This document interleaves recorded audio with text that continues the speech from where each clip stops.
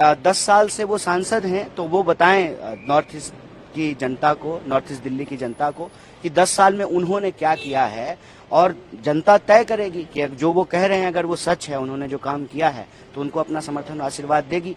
मुझे लगता है कि दिल्ली में भाजपा जो है कोई काम नहीं करती है, सिर्फ और सिर्फ जो इंडिया ब्लॉक की पार्टियां हैं उनको परेशान करना, तंग करना। जैसा कि आप जानते हैं कि दिल्ली के चुने हुए मुख्यमंत्री को बिला वजह जो है जेल में डाल दिया गया है, कई मंत्रियों को जेल में डाल दिया गया है।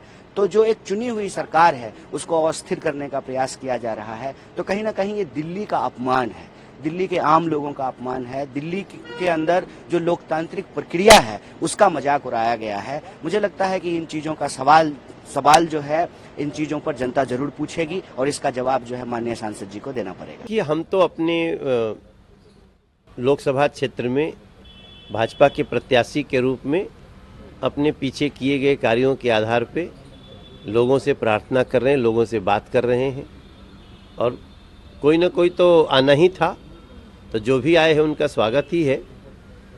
लेकिन कांग्रेस की सोच ये जरूर लोगों को अचंभित कर दी है कि क्या कांग्रेस में कोई एक ऐसा व्यक्ति नहीं मिला जिसको, जो देश का सम्मान करता हो, जो सेना का सम्मान करता हो, जो देश की संस्कृति का सम्मान करता हो, उसको प्रत्याशी बनाए। तो मुझे लगता है कि दिल्ली की जनता कांग्रेस का और इसके गठबंधन का परिचय पा चुकी है, इनके शीर्ष नेतृत्व के बारे में पर्दाफाश हो चुका है, और बाकी जो भी आएगा हमारे क्षेत्र में तो 14,600 करोड़ का काम तो देखेगा ही। तो इसी बहाने उसको कैसे पहली बार मेट्रो आती है, कैसे पहली बार रेलवे स्टेशन बनता है, कैसे पहली बार एलिवेटेड रोड बनता है, कैसे पहली बार नदी पे पुल बनता है, ये सारा कुछ तो देखेगा ही। और मेरा मानना है कि जो भी आया है ना, वो 40 दिन के भ्रमण पे आया है, वो भ्रमण करके चला जाएगा। हम कल भी सेवा में थे, आज भी सेवा में हैं, कल भी सेवा में रखेंगे लोग, ऐसा मेरा विश्वास है। हमारा जो कार्य है पहले तो हमें वो बताना है, बाकी जनता को कुछ बताना नहीं पड़ता है, उसको सब पता होता है। और मनोज तिवारी भी अपनी कोई बात छुपा नहीं सकता और दूसरा भी कोई अपनी बात छुपा नहीं सकता। बात निकली है तो दूर तलक जाएगी। प्रधानमंत्री ने भी कहा कि टुकड़े टुकड़े गैंग की सुल्तान है कांग्रेस, इस साबित हो गया इस लिस्ट के बाद 100%।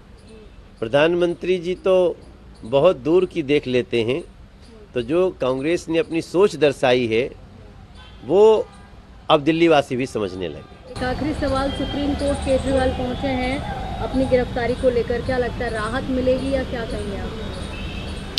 देखिए, कानून अपना काम कर रहा है, हमें न्याय व्यवस्था पे भरोसा है। हमें पता है कि सत्ता का लोभी एक व्यक्ति सत्ता के बिना छटपटा रहा है, उसको चैन नहीं आ रहा है। राजमहल में सोने की आदत है, कहाँ उसको जेल के कमरों में अपने कर्मों से रहना पड़ रहा है।